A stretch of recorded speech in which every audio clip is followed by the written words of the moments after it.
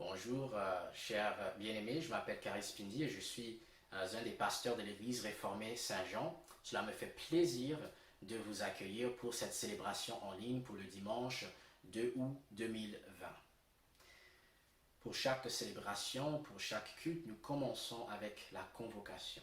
La convocation nous rappelle que c'est Dieu qui nous appelle, qui nous invite dans sa présence pour l'adorer. Et la convocation d'aujourd'hui vient du psaume 36 à partir du verset 6 qui dit « Seigneur, ta bonté est immense comme les cieux, ta fidélité monte jusqu'aux nuages, ta justice va aussi haut que les plus hautes montagnes, tes décisions sont profondes comme l'abîme. Seigneur, tu viens au secours des êtres humains et des bêtes. Mon Dieu, ta bonté est si précieuse. Les humains cherchent refuge sous tes ailes. Tu les combles des richesses de ta maison, tu les fais boire au fleuve de tes délices. C'est auprès de toi qu'est la source de la vie. C'est ta lumière qui éclaire notre vie. » Demandons notre Dieu de bénir cette célébration à travers la prière. Dieu notre Père, nous te remercions pour cette journée, pour une autre occasion que tu nous accordes pour t'adorer, pour se réunir en esprit et en vérité, pour écouter ta parole, pour chanter ta parole et tes bienfaits, pour être rappelé combien tu nous aimes. Nous sommes faibles, Seigneur, fortifie-nous. Nous avons faim, Seigneur, nourris-nous par ta parole. Nous avons besoin de direction, dirige-nous par ton esprit.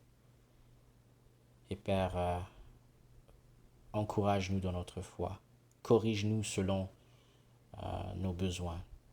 Nous te demandons tout cela et que tu glorifies le nom de ton Fils Jésus-Christ, celui qui a tout donné et qui a tout fait pour nous sauver. Nous te demandons tout cela au saint et puissant nom de Jésus-Christ. Amen. Chers bien-aimés, nous voulons chanter notre Dieu tous ensemble à travers la chanson « L'amour de Dieu ». Chantons notre Dieu.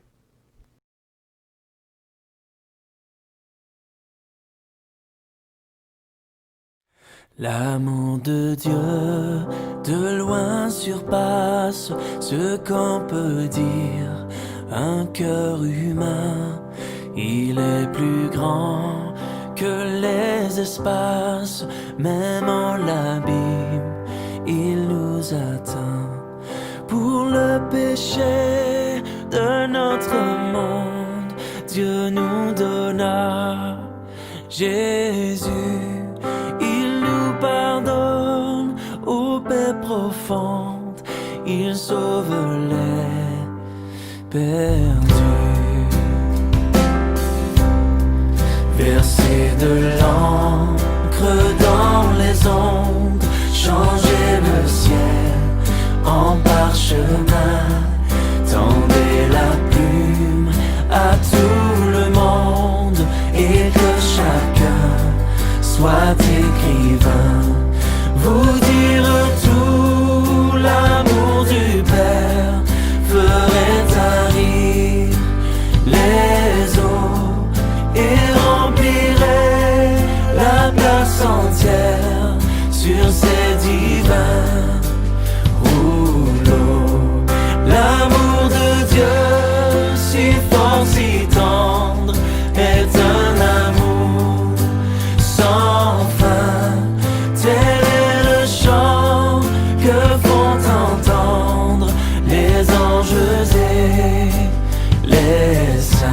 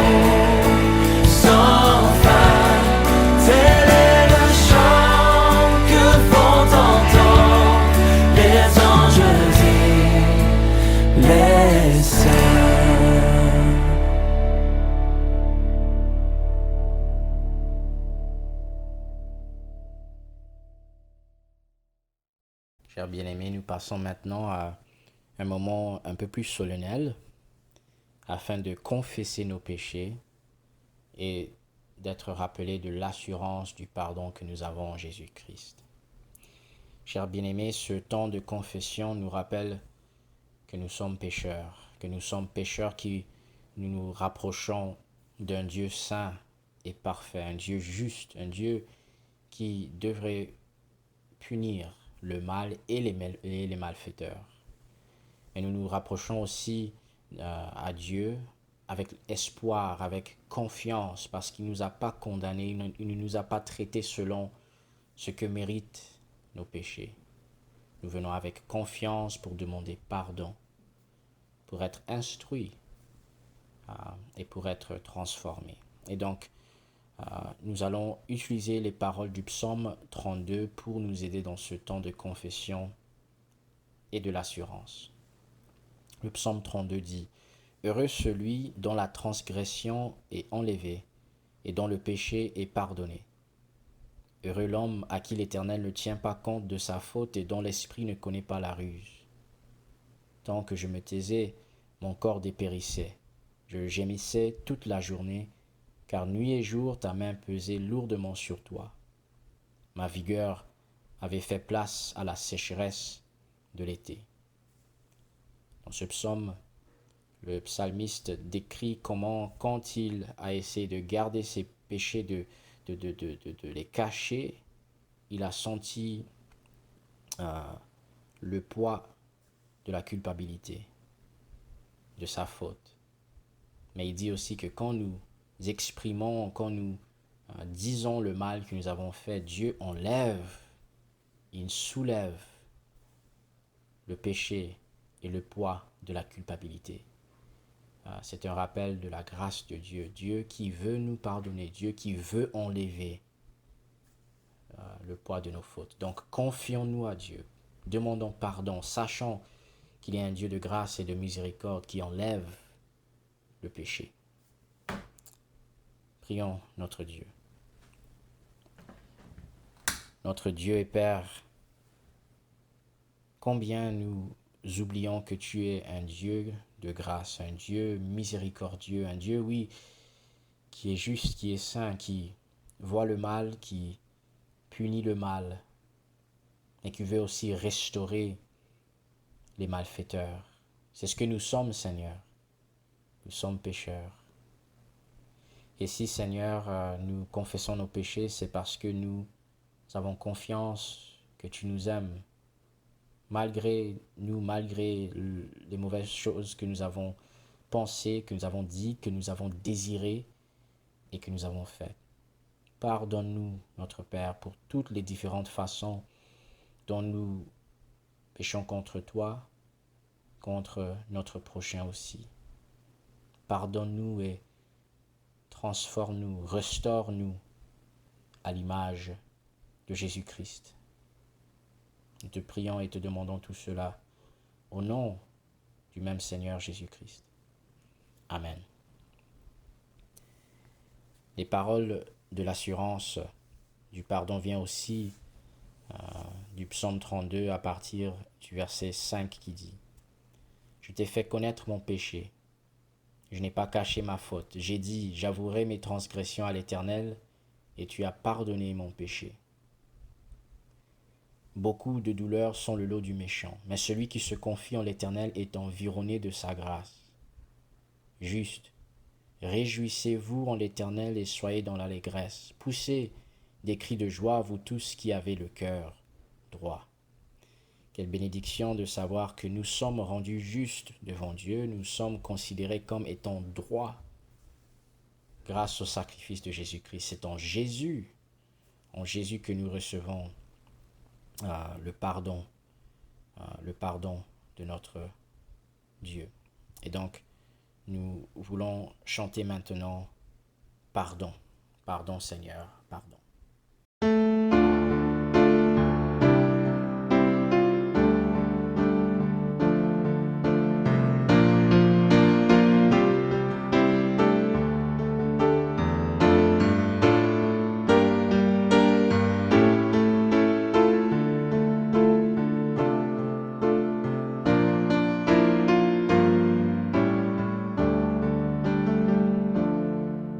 Pardon, Seigneur, pardon,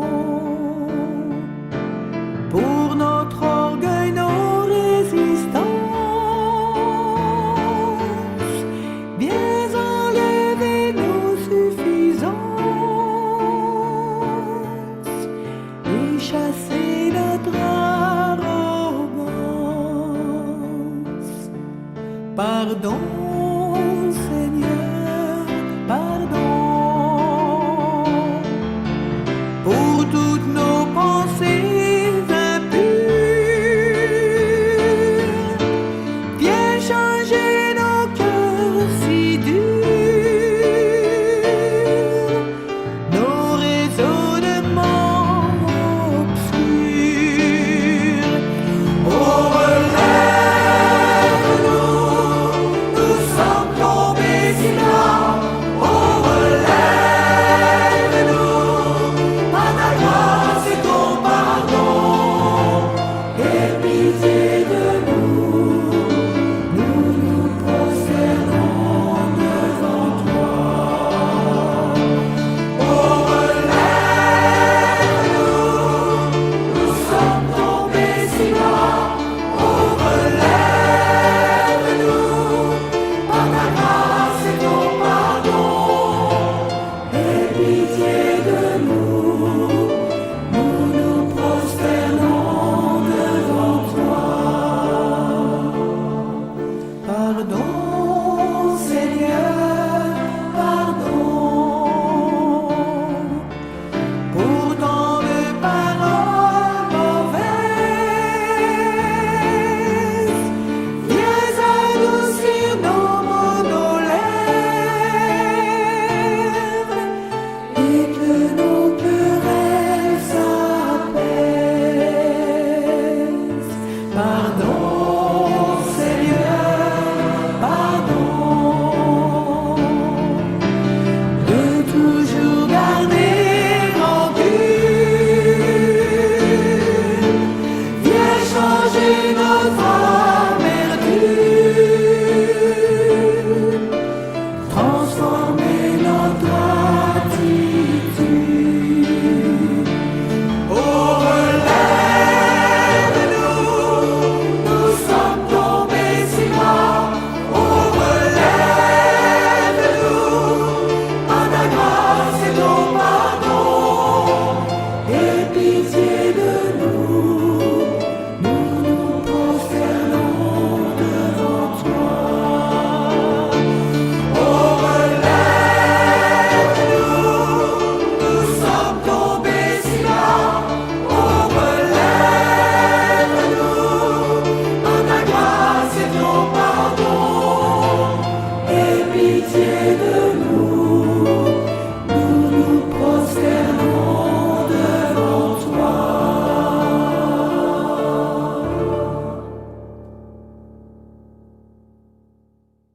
Prions notre Dieu pour demander son aide pour ce temps de l'écoute de sa parole. Notre Dieu, Père, Fils et Saint-Esprit, nous voici devant toi pour recevoir ta parole, la parole de vie, le pain quotidien dont nos âmes ont tellement besoin. Te prions s'il te plaît de bénir cette parole, de bénir sa lecture, de bénir le message, de bénir ton serviteur qui va le prêcher, de bénir tes serviteurs et servantes qui vont l'écouter. Nous te prions s'il te plaît d'accomplir ta volonté, de transformer, de sauver, de corriger ton peuple, afin que nous soyons tes témoins ici et partout dans le monde. Te prions cela au nom de Jésus-Christ. Amen. Chers frères et sœurs en Christ et chers amis, aujourd'hui j'aimerais aborder le sujet personnel et permanentement pertinent du pardon. En tant que chrétiens, nous sommes un peuple pardonné. Dieu nous a fait grâce en nous pardonnant toutes nos fautes à travers son Fils, notre Seigneur et Sauveur Jésus-Christ. Donc nous sommes un peuple pardonné. Et en tant que peuple pardonné, nous sommes maintenant appelés à pardonner ceux et celles qui nous ont profondément blessés. Donc, nous savons que pardonner est quelque chose de bon, c'est quelque chose de juste. Mais si nous sommes sincères, nous avouerons que pardonner n'est pas du tout facile. Ce n'est pas facile et nous voulons que pardonner soit rapide, que ça soit quelque chose qui n'est pas du tout difficile. Cela me rappelle une fois, quand je me plaignais à mon père, j'implorais le fait que j'étais et que je suis toujours tellement impatient. Et je voulais qu'il m'aide à devenir patient. Cher bien-aimé, la façon dont mon père m'a répondu ne m'a jamais quitté. Il a dit quelque chose comme le suivant. Il a dit, mon fils, croître dans la patience ou n'importe quel fruit du Saint-Esprit ne se fait jamais dans un vide. Si tu veux croître dans la patience, Dieu va créer des circonstances dans ton quotidien pour t'amener à devenir patient. Cher bien-aimé, j'avoue que j'étais frappé par sa réponse parce que sa réponse a révélé que je voulais vraiment que ça soit facile, que ça soit rapide, que je devienne une personne patiente facilement. Cher bien-aimé, n'est-ce pas notre attitude vis-à-vis du pardon? N'est-ce pas vrai que nous voulons que le pardon soit rapide, que ça soit facile? Cher bien-aimé, est-ce possible que Dieu veut agir autrement? Est-ce possible que Dieu crée des occasions, des opportunités dans notre vie pour nous amener à apprendre comment pardonner? Cher bien-aimé, comment approcher le pardon quand cela est difficile pour nous? C'est ce que nous voulons explorer aujourd'hui dans l'histoire de Joseph et ses frères qui se trouve dans Genèse chapitre 42 jusqu'au chapitre 45. Mais au lieu de lire tous ces chapitres, nous allons tirer quelques portions qui nous aident à comprendre comment pardonner quand c'est difficile.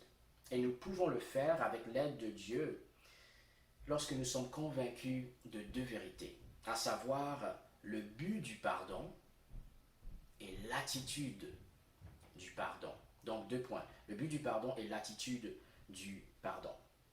Chers frères et sœurs en Christ et chers amis, selon vous, quel est l'un des buts principaux du pardon? Pourquoi devons-nous pardonner et pourquoi étions-nous pardonnés?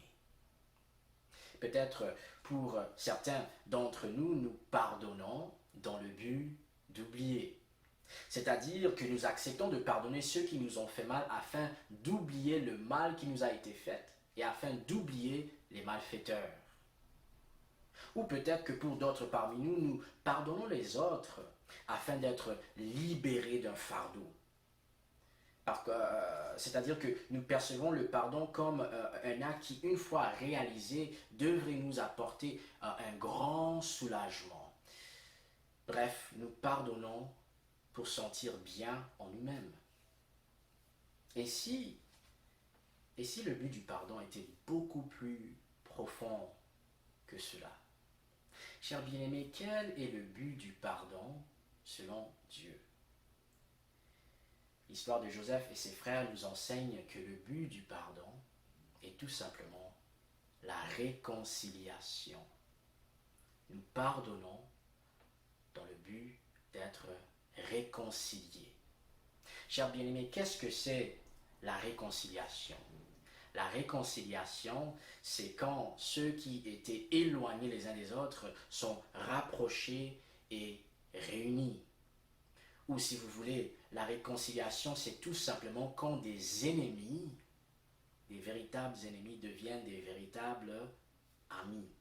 Et chers bien-aimés, c'est ce qui est souligné pour nous dans l'histoire de Joseph et ses frères entre les chapitres 42 à 45. Comprenons quelque chose. Comprenons que Joseph et ses frères étaient des véritables ennemis. Pourquoi? Parce que à l'âge de 17 ans, Ses frères ont vendu Joseph en esclavage. Ils détestaient Joseph parce qu'il était l'enfant préféré de leur père et donc ils voulaient le tuer, mais finalement ils l'ont juste vendu en esclavage. Mais depuis lors, Joseph a été en Égypte. Il a passé quelques années en prison pour un crime qu'il n'a pas commis, mais par la grâce de Dieu, selon la merveilleuse providence de Dieu, il fut promu et élevé au poste de commandant en second en Égypte. Et donc Joseph a vécu beaucoup de mauvaises choses, il a été maltraité, il a vécu beaucoup du mal. Et il voulait tout l'oublier. Jusqu'au point où il a donné à un de ses enfants le nom de Manassé. Manassé qui signifie Dieu m'a fait oublier toutes mes peines et toute ma famille. Donc Joseph voulait oublier le mal, il voulait oublier ses malfaiteurs. Mais un jour, tout cela a changé. Dieu, dans sa providence, a fait rentrer ses frères dans sa vie de façon complètement inattendue, comme nous le lisons dans Genèse 42, versets 6 et 7, qui dit « Quant à Joseph, il exerçait le pouvoir sur le pays. C'était lui qui vendait du blé à toute la population du pays. Les frères de Joseph vinrent et se prosternèrent devant lui, le visage contre terre. » Donc ils entrent dans son cour. Ils voient Joseph. Ils se prosternent devant lui comme il avait rêvé. Il faisait 15 ans. Et quand Joseph vit ses frères, il les reconnut. Mais il se comporta en étranger vis-à-vis d'eux. Si Joseph reconnut ses frères, eux ne le reconnurent pas. Chers bien-aimés, pourquoi Dieu a-t-il fait rentrer ces malfaiteurs, ces coupables dans la vie de Joseph? Chers bien-aimés, Dieu a créé les circonstances que nous lisons dans notre texte pour amener Joseph à pardonner ses frères et grâce au pardon, à se réconcilier avec ses frères. Chers bien-aimés, l'histoire, il y a plein de choses qui arrivent, se passent dans l'histoire, mais l'histoire finit avec Joseph qui pardonne ses frères. Comme nous le lisons dans Genèse 45, versets 4 et 5, qui dit, Joseph dit à ses frères, « Approchez-vous de moi. » Et il s'approche. Il dit, « Je suis Joseph, votre frère, celui que vous avez vendu à destination de l'Égypte. » Donc il nomme leurs péchés. Il explique pourquoi ils sont coupables. Puis, il pardonne. Il dit dans le verset 5, « Maintenant, ne vous tourmentez pas et ne soyez pas fâchés contre vous-même de m'avoir vendu. » Il les laisse. Il dit, « C'est pardonné. » Chers bien-aimés en Christ, c'est une image de l'Évangile.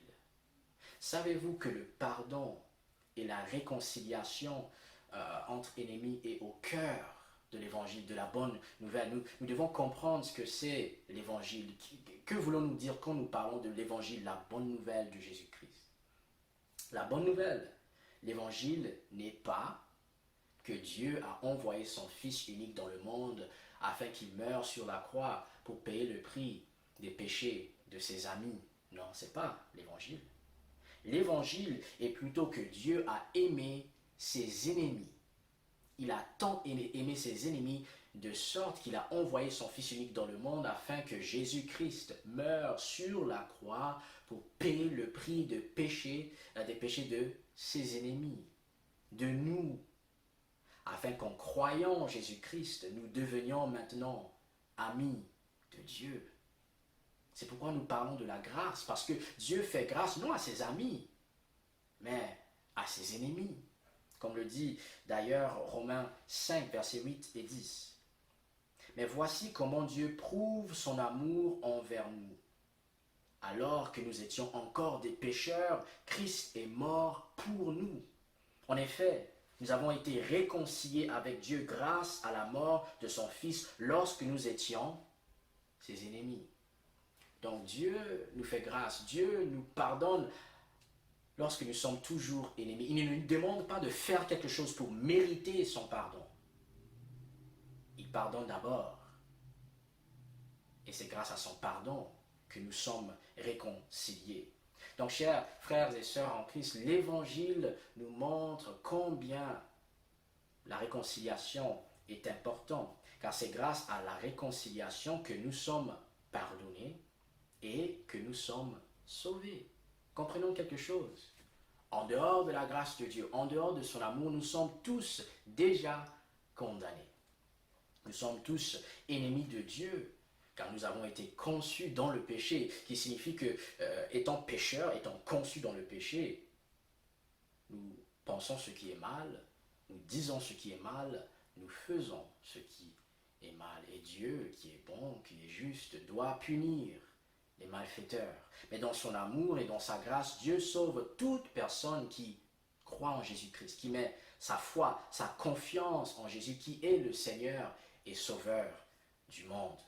Donc, si vous écoutez ce message et vous savez dans votre cœur que vous êtes en fait un ennemi de Dieu, que vous êtes éloigné de Dieu à cause de vos péchés, que vous détestez Dieu, je vous invite aujourd'hui à être réconcilié avec Dieu, non parce que vous le méritez, mais parce que Dieu est bon, parce que Dieu est amour, parce que Dieu est un Dieu de grâce qui a donné son Fils, qui est mort sur la croix, afin que toute personne qui croit en lui soit sauvée, réconciliée, pardonnée.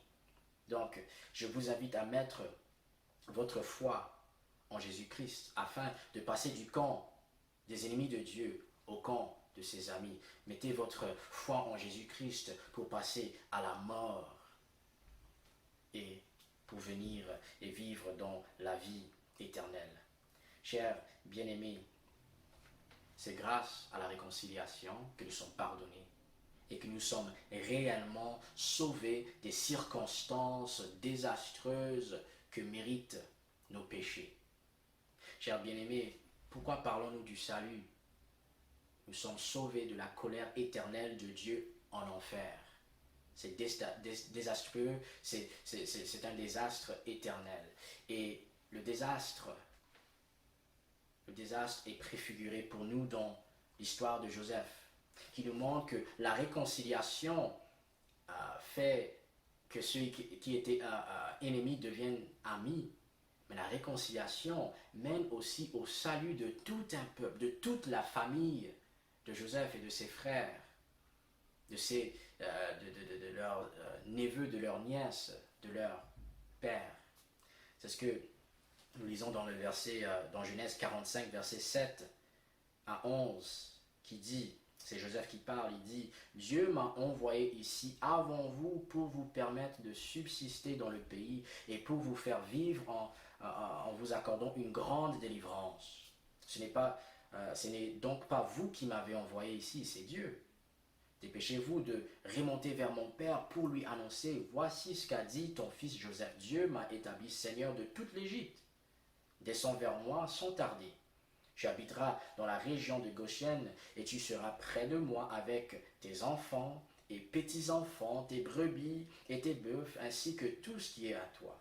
Là, je te nourrirai, car il y a encore 5 années de famine, ainsi tu ne seras pas réduit à la misère, ni toi, ni ta famille, ni tout ce qui t'appartient. Pourquoi visons-nous la réconciliation quand nous pardonnons? Nous visons la réconciliation parce que quand nous sommes réconciliés, nous qui étions véritables ennemis deviennent des amis. Nous visons la réconciliation car c'est à travers la réconciliation que Dieu sauve. Il nous sauve à travers le pardon et la réconciliation. Chers frères et sœurs en Christ et chers bien-aimés, maintenant que nous savons quel est le but du pardon, à savoir la réconciliation, cela devrait être facile pour nous maintenant d'aller et pardonner n'importe qui, même ceux et celles qui nous ont fait très mal. Est-ce que c'est vrai? Non, pas du tout. Nous savons que ça demeure difficile de pardonner. Alors, qu'est-ce qu'il faut faire pour pouvoir pardonner quand cela est toujours difficile? j'aimerais proposer que nous adoptions deux attitudes, deux façons de vivre dans notre quotidien qui nous aideront à pardonner quand Dieu ouvrira ou créera des occasions pour nous amener au pardon. Donc, premièrement, pour pouvoir pardonner, nous devons adopter l'attitude de la miséricorde. Qu'est-ce que c'est la miséricorde? Chers bien-aimés, la miséricorde est une forme de compassion pour la misère d'autrui qui, par extension, peut définir une générosité entraînant le pardon, l'indulgence pour un coupable, pour un vaincu. Donc, selon cette définition de la miséricorde a à voir avec la compassion pour ceux qui souffrent et même une certaine générosité et clémence pour ceux qui sont coupables, pour nos ennemis. Et c'est pourquoi on peut aussi décrire ou définir la miséricorde comme étant ne pas recevoir ce que nous méritons pour nos fautes ou ne pas donner aux coupables ce qu'ils méritent pour leurs fautes. Chers bien-aimés, savez-vous que la miséricorde est l'un des attributs les plus communs de Dieu, plus particulièrement dans l'Ancien Testament? Dieu se décrit comme étant miséricordieux. C'est ce qu'il dit à Moïse dans Exode 34, verset 6. Il dit « L'Éternel, l'Éternel, Dieu miséricordieux et compatissant, lent à la colère, riche en bonté et en fidélité. » Donc, si Dieu lui-même est reconnu pour sa miséricorde, pour sa compassion envers nous, envers ses ennemis, nous, son peuple, nous devons être connus pour la miséricorde. Et chers bien-aimés, la miséricorde peut se manifester souvent dans notre capacité de ne pas se venger, de ne pas toujours chercher la justice contre ceux qui l'en méritent. Chers bien-aimés, Joseph manifeste la miséricorde envers ses frères en ne cherchant pas à se venger contre eux, même s'il aurait été justifié. Il aurait été justifié car ses frères étaient coupables de l'avoir voulu tuer, ils étaient coupables de l'avoir vendu en esclavage. Donc la justice signifie que Joseph aurait pu les vendre aussi en esclavage. Mais il ne le fait pas, même si en lisant l'histoire, nous savons que Joseph les a fait subir des épreuves. Il les a fait subir des épreuves pour discerner, pour déterminer s'ils avaient vraiment changé ou non. Comme nous le lisons dans Genèse 42, verset 9 et suivant, Joseph leur dit, vous êtes des espions, il les accuse. Et il dit, c'est pour examiner les points faibles du pays que vous êtes venus. Ils lui répondirent, non, Seigneur, tes serviteurs sont venus pour acheter du blé. Nous sommes tous les fils d'un même homme. Nous sommes sincères, nous, tes serviteurs, nous étions 12 frères, fils du même homme dans le pays de Canaan. Le plus jeune est aujourd'hui avec notre frère et il y en a un qui n'est plus là. Joseph leur dit, voici comment votre sincérité sera vérifiée. Par la vie du Pharaon, vous ne sortirez pas d'ici avant que votre jeune frère ne soit venu. Envoyez l'un de vous chercher votre frère pendant que vous resterez prisonniers. Vos affirmations seront ainsi vérifiées et je saurai si la vérité est de votre côté. Sinon, par la vie du Pharaon, c'est que vous êtes des espions. Puis il les mit 3 jours en prison ensemble. Donc ses frères n'ont toujours pas reconnu Joseph. Lui, il les a reconnus et il voulait les éprouver. Il voulait voir s'ils avaient vraiment changé. Donc il les a mis en prison. Il les a fait souffrir un peu, mais il ne s'est pas vengé contre eux. Car si vous connaissez l'histoire, vous savez que Joseph les a laissés partir. Il les a fait sortir de la prison. Par conséquent, ils ont pu ramener Benjamin qu'il voulait voir. Et il a su, il a compris que ses frères avaient changé, que Dieu avait fait quelque chose dans leur cœur. Donc, chers bien-aimés, pourquoi adopter l'attitude de la miséricorde? Nous adoptons cette attitude car Dieu a été miséricordieux envers nous. Il ne nous a pas traités selon ce que méritent nos fautes et nos péchés. Et donc, nous voulons montrer cette même miséricorde envers ceux qui nous ont fait mal, parce que nous sommes les mêmes, eux et nous. Nous ne méritons pas du tout le pardon, la grâce de Dieu, l'amour de Dieu. Et d'ailleurs, savez-vous quelque chose? Punir les malfaiteurs n'est pas la seule façon de changer le cœur. Oui, il faut punir le mal. La justice est une bonne chose. Mais quand nous parlons du changement, la punition n'est pas la seule façon d'apporter des changements. Pour certaines personnes, la miséricorde, amen, entraîne le changement du cœur.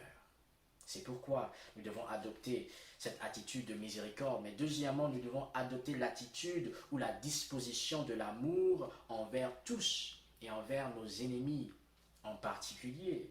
N'est-ce pas Jésus qui a dit « Aimez vos ennemis, bénissez ceux qui vous maudissent, faites du bien à ceux qui vous détestent et priez pour ceux qui vous maltraitent et qui vous persécutent afin d'être les fils de votre Père céleste. » Chers bien-aimés, ces paroles ne devraient pas nous surprendre car nous savons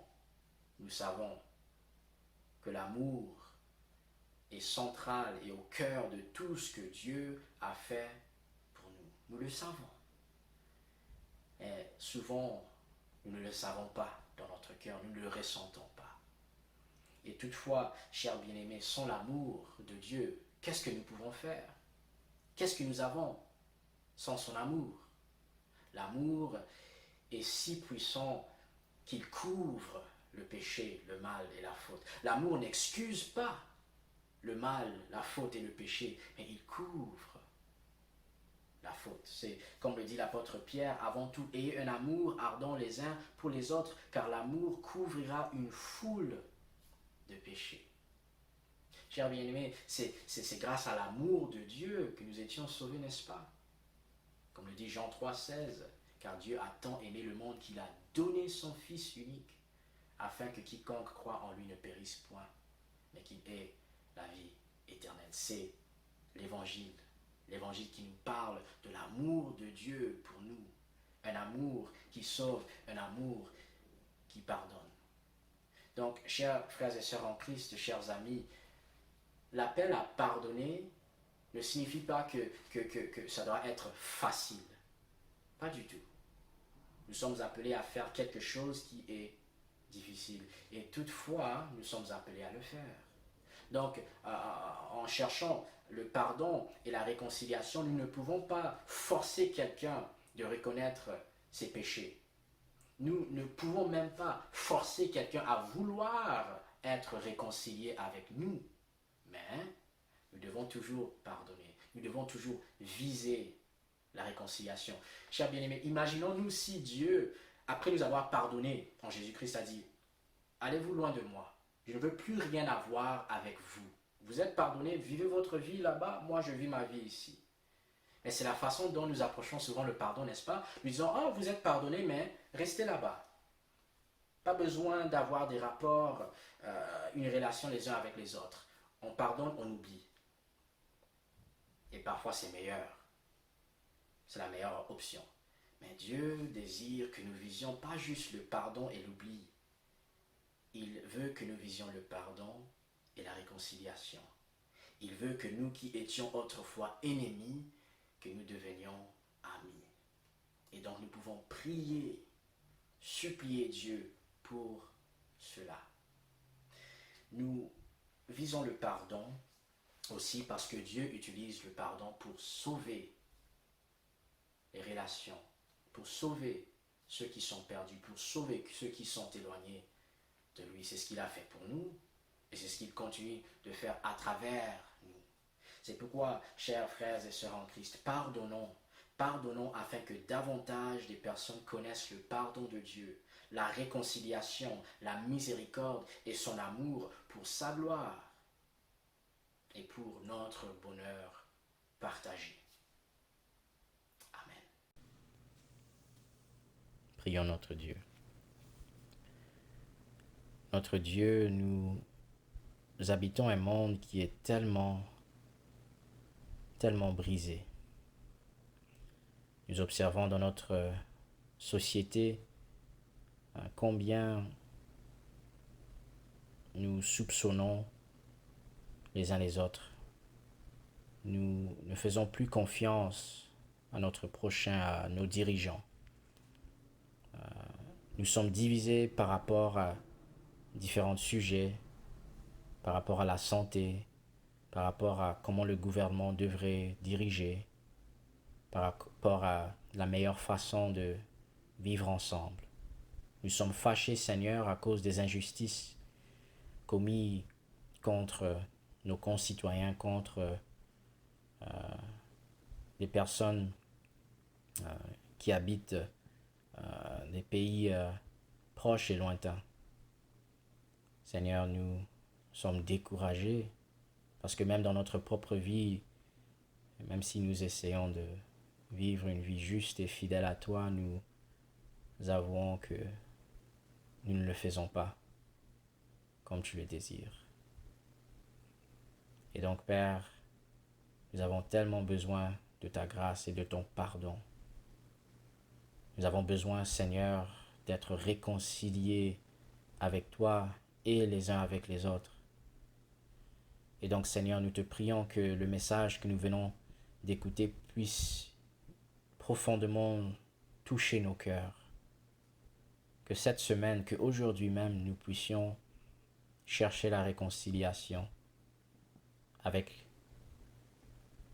les membres de notre famille, avec les frères et sœurs de l'Église, avec nos amis, avec nos collègues, Seigneur, avec les personnes avec lesquelles nous nous sommes disputés en ligne.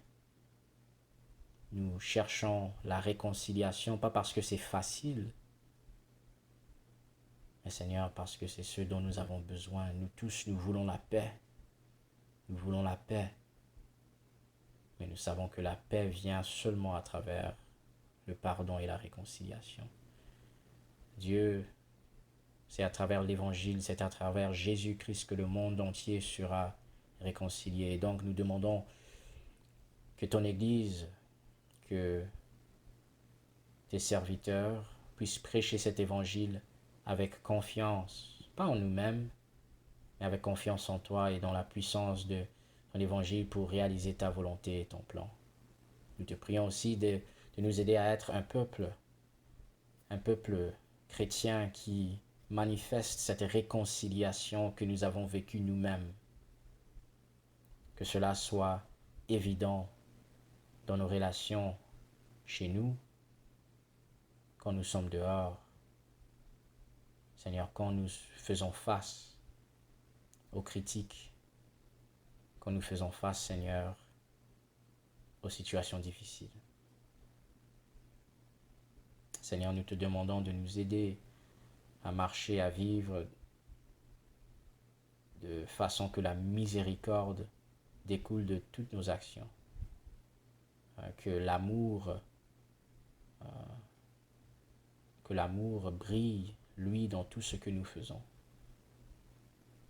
Pour ta gloire, notre Dieu, et pour le bonheur de notre prochain. Nous te prions au nom de Jésus-Christ et dans la puissance et l'aide du Saint-Esprit. Amen. Maintenant, nous voulons répondre à ce message de grâce en chantant « Rien ne peut sauver mon âme ». Rien ne peut sauver mon âme, rien que le sang de Jésus. Pour elle, je ne réclame rien que le sang de Jésus. Précieux sang de l'agneau qui me donne un cœur nouveau. Rien d'autre je ne veux plus, rien que le sang de Jésus.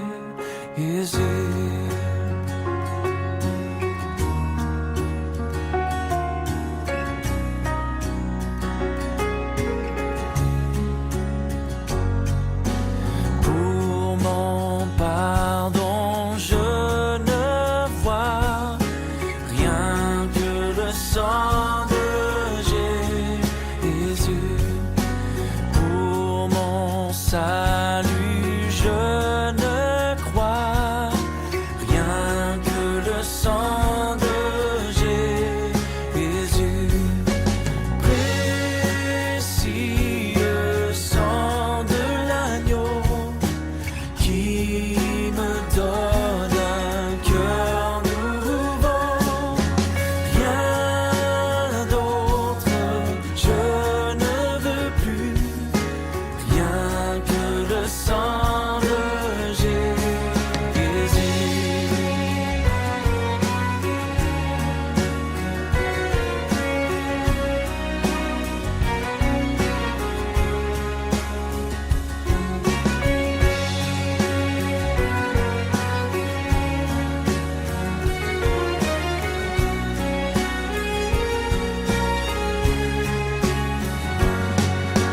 Je n'ai pour toute espérance rien que le sang de Jésus. Pour appui, pour confiance, rien que le sang de Jésus. Précieux sang de l'agneau qui me donne un cœur nouveau. Rien d'autre je ne veux plus, rien que le sang de Jésus. Précieux sang de l'agneau qui me donne un cœur nouveau. Rien d'autre je ne veux plus, rien que le sang de Jésus. Rien d'autre je ne veux plus, rien que le sang de Jésus.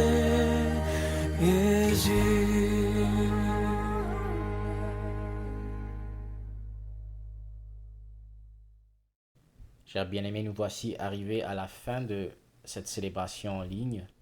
Et avant de vous laisser, j'aimerais vous bénir avec cette bénédiction de Dieu. Recevez la bénédiction de Dieu, de Nombre 6. Que l'Éternel te bénisse et te garde. Que l'Éternel fasse briller son visage sur toi et t'accorde sa grâce. Que l'Éternel se tourne vers toi et te donne la paix. Chers bien-aimés, soyez bénis. Rappelez-vous la réconciliation que nous avons en Jésus-Christ. Rappelons-nous du pardon.